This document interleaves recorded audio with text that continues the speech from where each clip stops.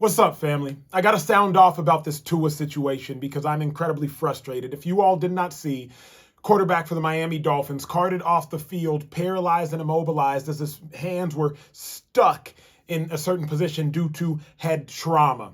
Tua was knocked out of the game, pulled out of the game on Sunday playing the Buffalo Bills. He wobbled, he stumbled, his offensive lineman helped him up, never should have returned to the game. That is a clear sign of potential brain trauma, but nonetheless, they returned him to the game and called it a lower back injury. Well, fast forward. 4 or 5 days later, national television, the whole world watching Thursday Night Football, and now he leaves the field on a stretcher. I remind everyone, they can give you a new leg, they can give you a new arm. Hell, they can give you a new heart, but you only have one brain. What we saw from the Miami Dolphins, and to some degree the entirety of the NFL, was negligence at best and malpractice at worst. It's negligent to let Tua Tagovailoa return to the game on Sunday after he can't even help himself up, after he shows gross motor inability and instability as he could not walk on his own, but we let him back into the game.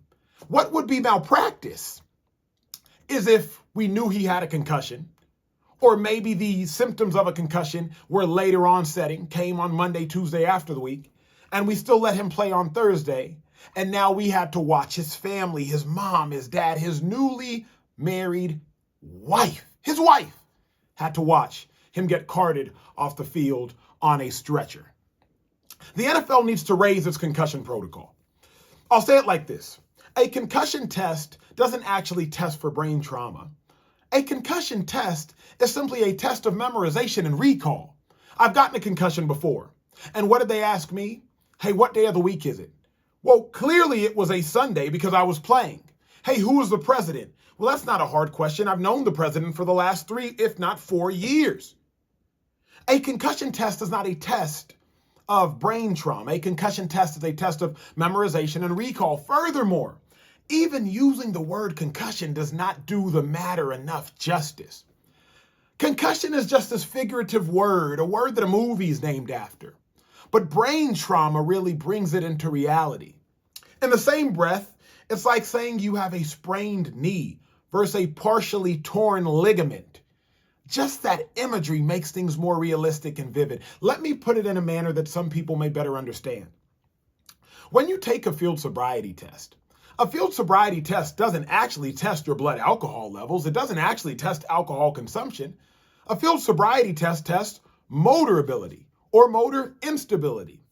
A field sobriety test tests cognitive function.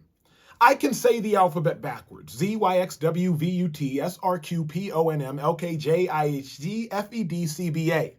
If I were to be drunk, though I've never drank, I could still say the alphabet backwards. So testing whether or not I can say the alphabet backwards is not actually testing whether I am drunk or not. It is testing my recall. It is testing my memorization, and it is testing my cognitive function. In the same manner, when you take a concussion exam on the sidelines, that is not actually examining brain trauma. I was working with a top-level neuroscientist, and she told me this. We are with our knowledge of the head where we were with our knowledge of the heart in the 1960s and 70s. Simply put, we don't know what we don't know. So rather than being more risky, shouldn't we be more risk averse? If you look to clear an NFL player, more than likely they will be cleared. But if you look to protect an NFL player, then more than likely they will be protected. Whatever you look for, you will find. In this instance with Tua, the starting quarterback for the Miami Dolphins, we were looking to clear him. So when he passed the concussion test on Sunday against the Buffalo Bills, well then, maybe he stumbled because his back was tight. Maybe he stumbled because his ankles were loose. But if we were looking to protect him, he never would have gone back onto the field, and more than likely, never would have been carted off on a stretcher with the entire world watching. Remember, you can get a new arm. You can get a new leg. Hell, you can get a new heart. But you only have one brain. So it's time that we, the sports community, the NFL, organizations, any sports community at any level, it's time that we protect the brain as much as possible, and we protect the brain at all costs.